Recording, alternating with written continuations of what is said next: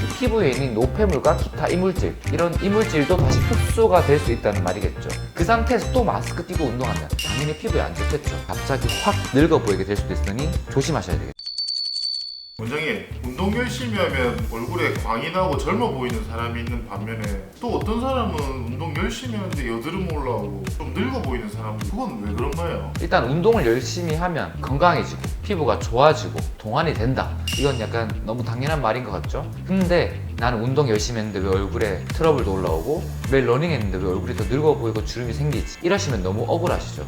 실제로 저희 병원에도 헬스 하시고 모낭염 생기고 얼굴에 트러블 생기고 여드름 생기고 이런 분들이 많이 오시긴 합니다. 그래서 오늘은 우리 피부과 전문의 관점에서 우리 헬스장에서 운동하면 피부 트러블 생기는 이유, 그리고 러닝하면 늙어 보이는 이유, 그리고 피부 재생에 도움이 되는 이 운동 꿀팁까지 싹 다 알려드릴 테니까 끝까지 시청해주세요. 닥터오스케.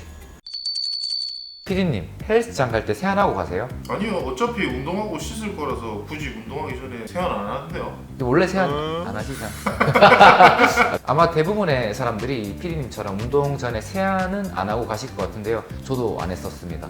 그런데 운동 가시기 전에 꼭 세안하고 가셔야지 피부 트러블을 막을 수 있습니다. 특히 메이크업 하시는 여성분들은 더더욱 중요합니다. 왜냐하면 이 운동을 하면요, 혈액순환이 활발해져서 이 체온이 올라가죠. 그리고 땀도 많이 나죠. 그리고 피지 분비도 더 많아지게 됩니다. 특히 체온이 1도 증가할 때마다 얼굴에서 피지 분비량이 약 10%씩 증가한다고 보시면 되는데, 운동을 열심히 해서 피지가 막 분비가 이렇게 되고 있는데 메이크업이 두껍게 되어 있으면 어떻게 되겠어요? 당연히 메이크업한 이 유분막 때문에 이 피지 배출이 안 되고 막혀가지고 피부 트러블이 발생할 수 있게 되겠죠. 게다가 운동을 하면요, 일시적으로 모공이 확장이 되죠. 그리고 피부 흡수율이 높아지는데, 이 피부의 흡수율이 높아진다는 말은 이 피부에 있는 노폐물과 기타 이물질, 이런 이물질도 다시 흡수가 될 수 있다는 말이겠죠. 만약 운동 전에 세안을 안 했다 그러면 운동하면서 흐르는 땀에 이 메이크업에 엉겨붙은 먼지까지 다 흡수가 되면서 어떻게 되겠어요? 당연히 피부 트러블이 올라올 수 있겠죠. 그리고 남성분들, 난 메이크업 안 하니까 상관없어 라고 하실 수 있는데, 이 머리 스타일링 하신 분들 이거 꼭 기억하셔야 됩니다. 이 땀나면 왁스나 이런 먼지들이 섞여가지고 피부에 흐르거든요. 근데 그런 거 있잖아요, 땀길이라고 해야 되나? 이 보통 이 땀이 나면 얼굴 옆쪽으로 해서 턱으로 이렇게 흘러내리잖아요. 그게 주변으로 여드름이 올라올 수도 있어요. 그래서 가능하면 운동 전에 샴푸도 하고 오시는 게 좋고, 그렇지 못한 상황이라면 운동 전후에는 세안, 그리고 두피에 발랐던 것들 잘 닦아내시고 하셔야 이 턱드름이나 목 주변에 여드름이 올라오는 거 막을 수 있습니다. 그리고 피디님, 운동할 때 땀나면 어떻게 닦으세요? 땀나면 뭐 그냥 대충 이렇게 문질러가 닦죠. 그렇게 막 문 떼면서 닦으면 안 됩니다. 이제 땀도 잘 닦으셔야 되는데, 잘 닦는 게 무슨 말이냐면 피부에 마찰이 감가게 땀이 난 부위만 톡 닦으셔야 됩니다. 운동 막 열심히 하고 땀날 때마다 막 밀어서 닦으면 그거는 피부를 물리적으로 박피하는 것이니까 자극이 생겨서 피부에 안 좋겠죠. 그리고 운동하실 때 옷을 너무 타이트한 거 이렇게 입는 것도 피부 입장에서 안 좋습니다. 마찰에 의해서 피부 트러블이 발생할 수도 있고 체온이 올라가고 피지 분비가 많아지는데, 이 몸에 꽉 끼는 옷은 피부와 옷 사이를 더 고온 다습한 환경을 만들어서 이 노폐물과 땀 배출에 도움이 안 되니까 이 가드름 그리고 등드름이 올라올 수도 있겠죠. 이 고온 다습한 환경이라고 말하고 보니까 갑자기 이 마스크 끼고 운동하시는 분들 생각나는데요. 코로나 이후로 실내뿐만 아니라 실외에서도 마스크 끼고 운동하시는 분들 여전히 꽤 보입니다. 이 마스크로 가리는 부위를 한번 생각해 보세요. 이 피지 분비가 많은 부위죠. 특히 이 피지 분비가 많은 지성 피부이신 분들이 운동을 열심히 하는데 마스크로 이 부위를 고온 다습한 환경으로 만들어 버리면 이 모낭염 같은 피부 염증이 발생할 수 있겠죠. 게다가 운동 후에 마스크 세척을 제대로 안 하시면 그 섬유 속에 피지랑 노폐물을 좋아하는 세균들이 남아서 증식할 수 있습니다. 그 상태에서 또 마스크 끼고 운동하면 당연히 피부에 안 좋겠죠. 이 코로나 때 마스크 그리고 여드름 아크네라고 하죠. 이 합성어인 마스크네라는 병명이 지어졌을 정도이니까 이 마스크랑 여드름의 상관관계는 꽤 높다고 볼 수 있습니다. 그리고 과도한 운동도 피부에 안 좋습니다. 이 3대 500을 목표로 온 힘을 짜내서 인상 막 써가면서 이렇게 무리하게 되면, 첫째로 산화 데미지가 쌓이게 돼서 몸의 피로도가 올라가고 피부 재생에 악영향을 미칠 수 있습니다. 이 둘째로 과도한 힘을 주면 얼굴이 어떻게 되죠? 인상 쓰죠. 우리가 무거운 거 들면 하면서 인상 쓰고 얼굴 근육에 막 힘들어 가잖아요. 그런 것들이 주름이 되는 거죠. 마지막으로 과도한 운동을 하면 이 스트레스 호르몬인 코르티솔 수치가 올라가는데, 그러면 피지선을 자극해서 피부 트러블 발생할 확률이 높아질 수 있습니다. 와, 말씀 들어보니까 자외선 피해서 실내 운동하는데도 피부가 안 좋은 이유가 다 있었네요. 이 보통 사람들이 운동해서 살 빼고 건강해져야지 하고 피부 관리 측면에서 간과하고 있는 부분이 있는데, 조금만 더 신경 써주시면 이쁘게 살 빼실 수 있습니다. 운동 전후에 세안은 꼭 하시고 세안 후에는 보습까지 꼭꼭 챙겨주세요. 그럼 실내 말고 야외에서 운동하는 거 좋아하는 사람들은 어떻게 피부 관리하라고 하면 좋을까요?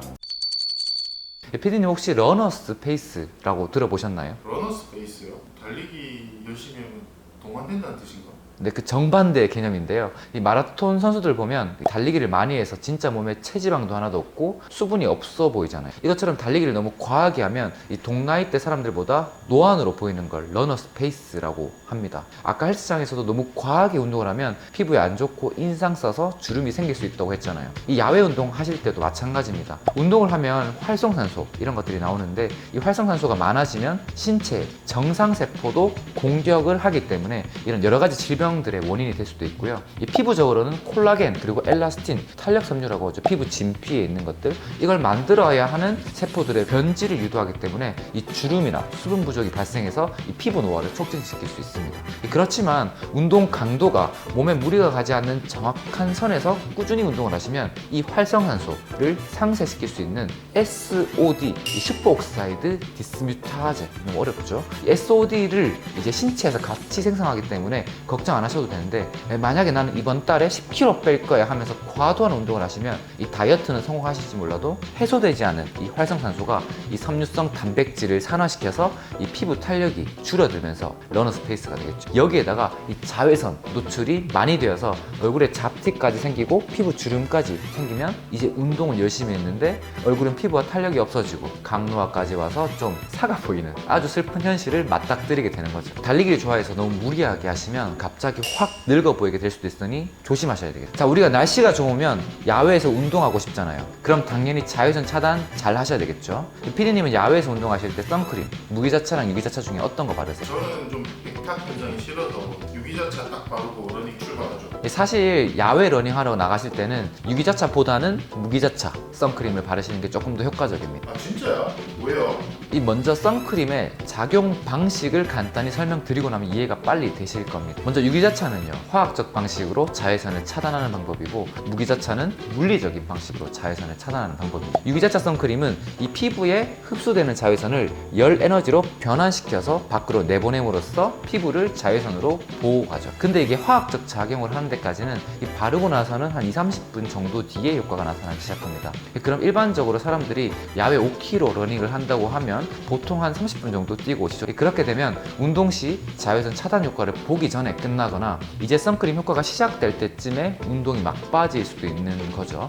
게다가 중장거리 러닝을 하시는 분들이 이 덧바르기를 한다고 해도 바르고 30분 정도 뒤에 효과를 기대할 수 있으니까 활용도 측면에서 조금 더 떨어질 수 있겠죠. 이 반면에 무기자차는 자외선 반사를 물리적으로 차단하기 때문에 얼굴에 직접 자외선 방어막을 씌워주는 형태인데요. 이건 바르고 나서 바로 운동을 해도 피부가 자외선으로부터 보호되는 효과를 보실 수가 있기 때문에 이 야외 러닝을 즐겨 하시는 분께 무기자차 선크림을 추천드리는 이유입니다. 네, 그리고 이 눈과 이 두피 보호를 위해서 선글라스와 모자 착용도 적극 권장드리는데요. 먼저 선글라스를 착용해서 눈을 자외선으로부터 보호해야 하는 가장 큰 이유는요, 먼저 이 자외선이나 반사광선이 눈으로 들어와서 일으키는 이 망막, 손상이나 백내장 같은 안구 질환을 막는 거겠죠. 피디님 골프나 낚시 좋아하시니까 잘 아시잖아요. 그리고 눈 주변의 피부 두께는 얼굴 중 가장 얇은 0.5에서 0.6mm 정도 되거든요. 우리가 얼굴에서 가장 많이 쓰는 근육이 또 눈 주변 근육이다 보니까 주름도 더 잘 지겠죠.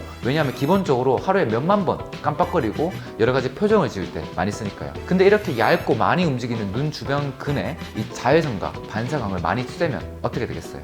이 주름 그리고 피부 탄력 저하가 가속화되겠죠. 그래서 야외 운동 시에는 선글라스를 꼭 착용하셔서 눈과 눈 주변 피부를 보호해 주시는 게 좋습니다. 다음으로 모자인데요. 사실 야외 운동하시면 땀나고 답답하다고 모자 안 쓰시는 분들이 많은데요. 이 두피와 모낭을 위해서 착용을 해주시는 게 좋습니다. 왜냐하면 두피가 자외선에 무방비로 장시간 노출이 되면 이 두피 표면뿐만 아니라 이제 모발이 자라나는 모낭도 자외선에 의해 손상을 받을 수 있고요. 일광화상에 의해서 흉터성 탈모를 유발할 수도 있고요. 지루성 두피염도 발생할 수 있습니다. 따라서 야외 운동에 적합한 모자를 꼭 쓰시는 게 좋은데 이 통기성과 투습성, 이 좋은 재질로 된 게 좋고 이마 부분에 땀바지가 있으면 운동하시는데 덜 불편하시겠죠.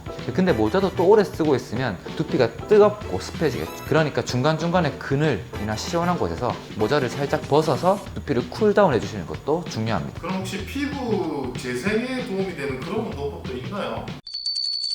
피디님, 운동을 하면 왜 피부가 탱탱해 보이는지 아세요? 혈액순환이 잘 되고 뭐 노폐물이 잘 빠져서 그런 거 아닌가요? 그것도 틀린 말은 아닌데 이제 운동을 하면요 콜라겐 형성에 도움이 되는 물질 분비가 많이 되어서 그렇습니다. 우리가 운동을 하면요 IL-15라는 물질이 분비되는데요, 이 녀석이 피부 내에 있는 섬유아세포라는 콜라겐을 만드는 세포의 미토콘드리아를 활성화시킵니다. 쉽게 말해서 운동을 꾸준히 열심히 하면 이 인터루킨 15라는 녀석이 이 피부 세포에다가 이 콜라겐 좀 더 만들어라, 만들어 봐라 하면서 자극을 줘서 콜라겐 생성이 더 활발하게 이루어지다 보니까 운동을 안 하는 사람보다 피부가 더 탱탱하고 건강해 보이는 거죠. 그럼 어떤 운동을 하면 이 녀석이 더 많이 분비가 될까요? 이와 관련해서 흥미로운 논문이 하나 있는데요, 한 61명의 중년 일본 여성들을 A그룹과 B그룹으로 나눠가지고 이 16주 동안 4개월이죠 일주일에 최소 2회 A그룹은 유산소 운동을 하고요, B그룹은 무산소 운동을 시킨 후에 혈액을 채취해서 신체에 어떤 변화가 일어나는지 확인한 연구가 있습니다.